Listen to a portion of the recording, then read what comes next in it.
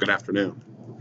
My name is Josh Summers, and this is my TED Talk on why Benjamin Franklin is the greatest, most diverse leader in American history. It sounds a little crazy, I know. Most people would think of George Washington, Tom Jefferson, Honest Abe, all those guys, and they are all great leaders. Don't get me wrong, they are fantastic men, without which the country would not exist. However, without Ben Franklin, none of those guys would have had a job. In fact, without Ben Franklin, this country would not exist in its current form. In addition to being an incredible diplomat and helping with the formation of this country, he was an incredible businessman. He started with nothing, one Dutch dollar in his pocket, and made himself a fortune. After he made his fortune, he founded and led dozens of organizations, truly very philanthropic, seeking to help his fellow man. Many said he was the finest diplomat of his age. It's almost unquestionable. With the Treaty of Paris, we'll talk about that later. Ben Franklin was the youngest of 17 kids, which sounds pretty crazy. Really difficult to even believe, what that was like back then.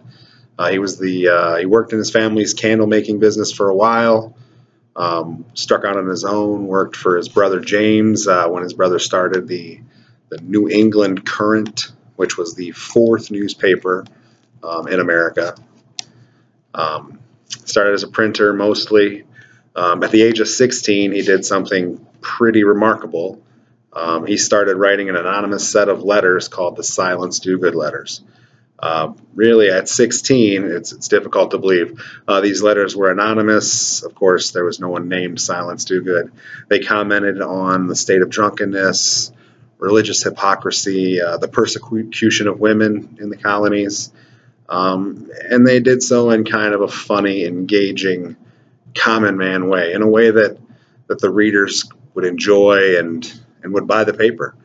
His brother James loved it, wondered who Silence Do-Good was, worked to try to find out. Eventually, Ben came clean with his brother. Hey, James, I am Silence Do-Good. And his brother was furious. He had invested a ton of time and money to try to find out who Silence Do-Good was. And for Ben to say it was him, he was, I guess, really angry. They had a contentious relationship as it was, so at that time, Mr. Franklin said, hey, it's time to leave. The interesting part was he departed with almost nothing, one Dutch dollar, which I don't know what the exchange rate is to Dutch dollars to U.S. currency, but can't have been much. So he made his way out and kind of started his own, he got work as printers here and there, eventually worked his way up, and by the age of 24, he was the owner of a small newspaper called the Pennsylvania Gazette. He worked there shrewdly, thriftily, and eventually gained worldwide recognition as the publisher of Poor Richard's Almanac. It was really down-to-earth type speech, words that everyone could understand, and he was funny. He was a funny guy. He told good stories, and people liked to read what he wrote. So he worked really hard. He was apparently a very shrewd businessman and became very famous for his thriftiness. So he used those attributes, and eventually, surprisingly, at the age of 42, he was able to retire, which seems crazy. At 16, you have one Dutch dollar, and at the age of 42, you're retiring a wealthy man. That right there, truly impressive. Now, that's not unique. Many Americans have done that. It's just one piece of Mr. Franklin's resume. He took a few years off, they say 5 or 6, and eventually was drafted into diplomatic service for the country. He served mostly in England for the next few years, getting to know the English court, the king, and trying to mitigate the tensions that were growing between the colonies and the king. So he worked really hard, tried his best to, at first he tried to keep the colonies with Britain, He didn't really want independence in the beginning. Eventually, he saw that there was no chance, there was no choice, and he came home just before the war began. And when the war began, he did something which I really just cannot imagine. Of course, the colonies had no money. They had no income tax. And he, along with many others, but he personally lent nearly all of his fortune to the government, to the U.S. government, which today, most people despise the government and feel that they steal from them and would never give a penny to the government that they don't already take.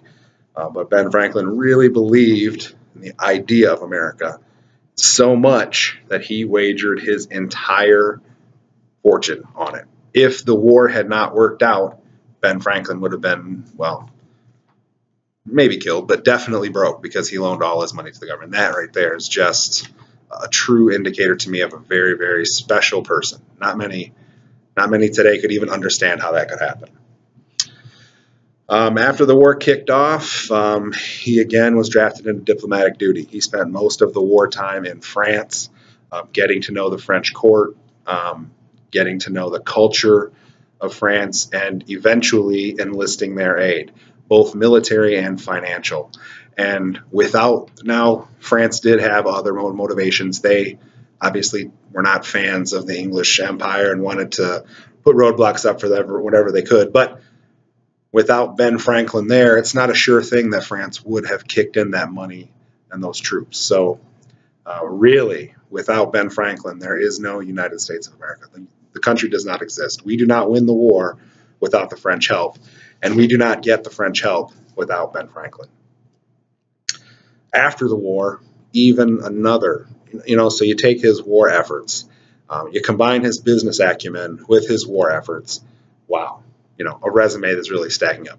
After the war, we were entered in the Treaty of Paris, and we were negotiating against, with the kings of England and the king of France, the court, and no American leader had any experience in that arena other than Ben Franklin.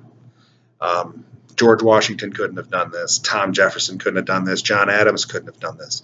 Only Ben Franklin had the knowledge of the culture, had the respect of the people.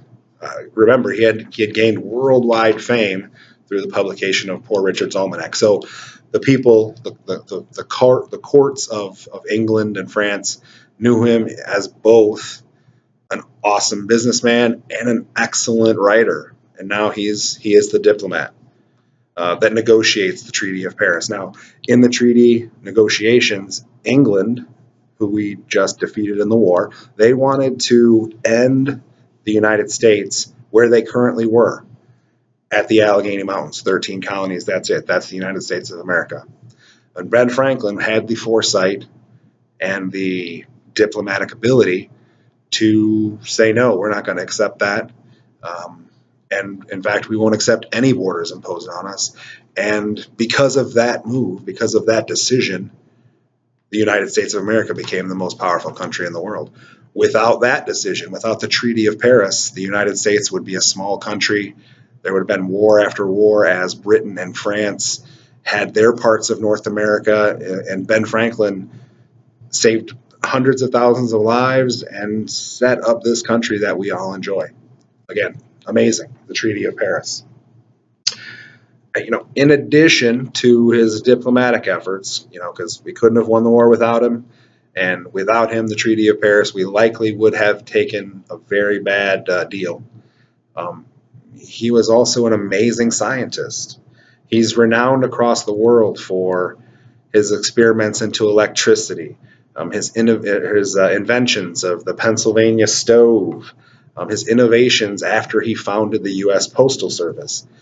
All these things he didn't really do for money. He was just a great guy, a great leader.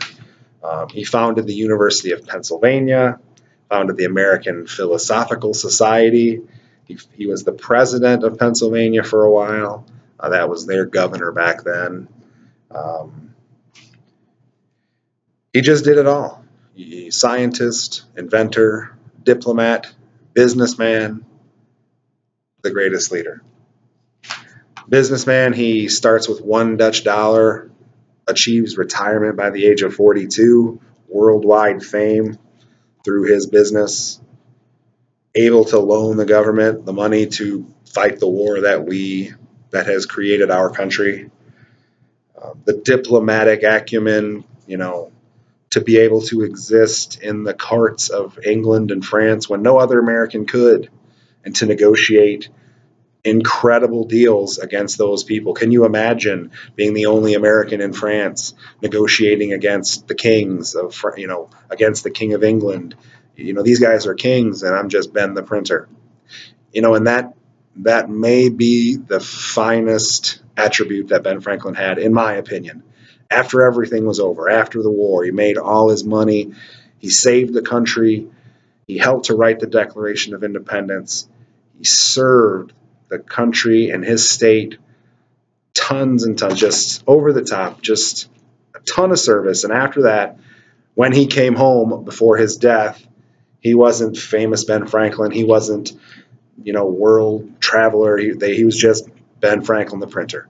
His neighbors down the road could come down and say, "Hey Ben, how you doing?" and he would know their name. And he was just a down-to-earth guy, a true American, someone that we could take inspiration from today.